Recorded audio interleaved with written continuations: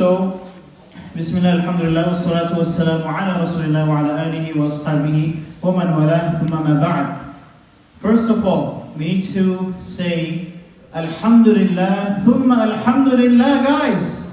Say Alhamdulillah. We are in the month of Ramadan. And Alhamdulillah, we have the masjid.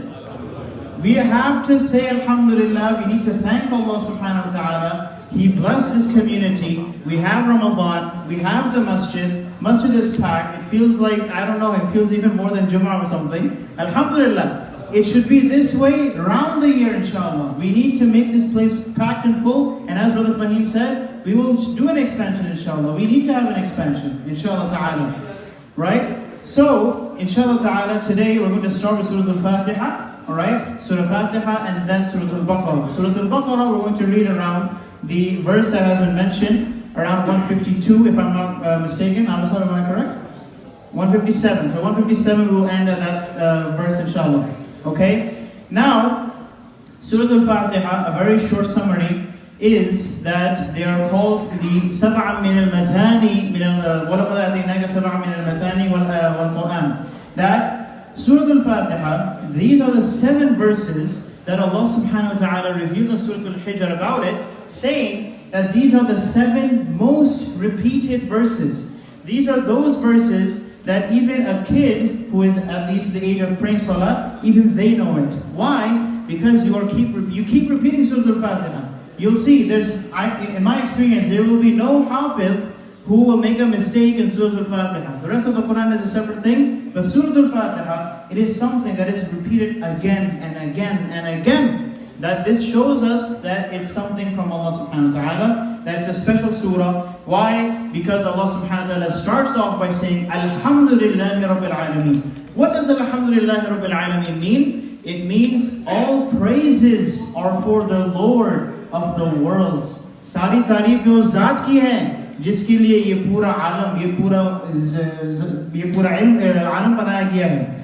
So that tells you that Allah subhanahu wa ta'ala is starting off with the praise, and then He goes to Ar-Rahman Ar-Rahim, that the most beneficent and the most merciful, कि सबसे पाक ज़ात और मेहरबान है वो ज़ात, कि वो हमारे ऊपर रहम करती है. And then Malik Yawmiddin, He is the owner of the day of judgment. We all believe in the day of judgment, that we will be resurrected and we will be standing in front of Allah subhanahu wa ta'ala to be held accountable for our deeds. So Malik Yawmiddin, إِيَّاكَ نَعْبُدُ وَإِيَّاكَ نَسْتَعِينُ. It is only that we only worship Allah subhanahu wa ta'ala, and we only seek help from Allah subhanahu wa ta'ala. We don't go to the people for help if we have already submitted our request to Allah subhanahu wa ta'ala. Meaning, first you submit your request to Allah subhanahu wa ta'ala, and then you just let some brothers know that, I need some help, but if you can, inshallah, if you cannot, no problem. So after that, اهدنا الصراط المستقيم, that show us the straight path. صراط الذين أنعمت عليهم, the path upon which you have favored and honored the people. غير المغضوب عليهم, not the path of those people upon who have incurred your wrath. Meaning those people who strayed away from the deen of Allah subhanahu wa ta'ala. And then غير المغضوب عليهم ولا الضالين, and also those people who are astray. Very quickly in Surah Al-Baqarah. In Surah Al-Baqarah, it is, does anyone know why it's called Surah Al-Baqarah? Why? The slaughtering of the cow. The slaughtering of the cow. Again, brothers and sisters, inshallah ta'ala, my style of giving Khatirah is I don't want to do one-way traffic. I love to do 2 ways. So you also have to be attentive. Inshallah, I'll be asking questions, so inshallah respond as well. Surah Al-Baqarah, it was revealed. Some verses were revealed in Mecca, but most of it was revealed in Medina. That's why it's categorized as a Madani surah. An interesting thing about Surah Al-Baqarah is that it mentions all of the main 5 pillars of Islam. So it talks about salah, it talks about zakah, it talks about fasting, as I recited the verses in Surah Al-Isha about fasting. Then it also talks about Hajj. So Surah Al-Baqarah is a comprehensive surah of the Quran. Now, the portion that we're going to recite tonight, Allah subhanahu wa ta'ala begins by saying, Alif Lam Mim, ذَلِكَ الْكِتَابُ لَا رَيْبَ فِيهِ. That Alif Lam Mim, we don't know the meanings of these letters except Allah subhanahu wa ta'ala. ذَلِكَ الْكِتَابُ لَا رَيْبَ فِيهِ. That is the book that has no type of rayb in it, no type of doubt in it, no type of any misconception in it. That this is coming from Lawh al-Mahfuz. That is where the Quran is coming from. And then Allah subhanahu wa ta'ala begins the story of the hypocrites. He says that when we tell them that you don't make any mischief, they say, إِنَّمَا نَحْنُ مُصْلِحُونَ. That, hey, you're telling me that I'm not doing any fasad, that I'm doing fasad? I'm not doing fasad. I'm making things right. That is how the hypocrites act.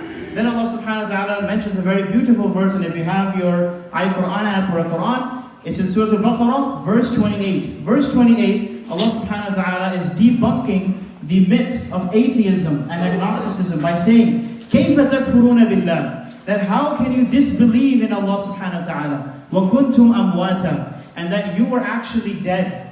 Before we were born, we were in the alam al-arwah, and at that time, we were pretty much just up there. We didn't even know that we were going to come down to the dunya. وَكُنْتُمْ أَمْوَاتًا فَأَحْيَاكُمْ. And many of us who are fathers, we know that you may have heard in the hospital, and maybe in some other person's room, maybe not in your room, that, oh, you know what, this baby, it's actually dead. We delivered it, but it's dead now, so you can just go and bury it in the graveyard. That is what Allah subhanahu wa ta'ala is saying. That the chance of us coming into the dunya was already so low. And even besides that, He made us come into the dunya. So now we are here. He was the one who gave us life. كُنْتُمْ أَمْوَاتًا فَأَحْيَاكُمْ ثُمَّ يُمِيتُكُمْ. And we are all going to die, including myself. I will also die. We will all die. And we will have our janazas taking place. We will have our graves over here, or whatever Allah subhanahu wa ta'ala will choose for our graves to be. May Allah subhanahu wa ta'ala allow all of us to have our graves in Jannatul Baqi in Medina, because that is the best place to be buried. Moving forward, ثُمَّ يُحْيِيكُمْ, that after we die, Allah subhanahu wa ta'ala will make us come to life again on the Day of Judgment. ثُمَّ إِلَيْهِ تُرْجَعُونَ, and then after that we will basically return to Him.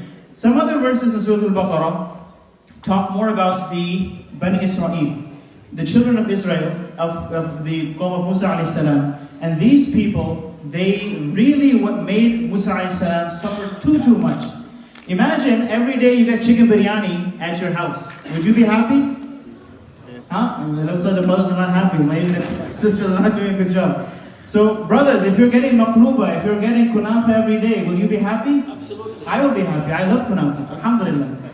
But with Bani Israel, they were getting man and salwa. Man and salwa is like the quail and some rice with it.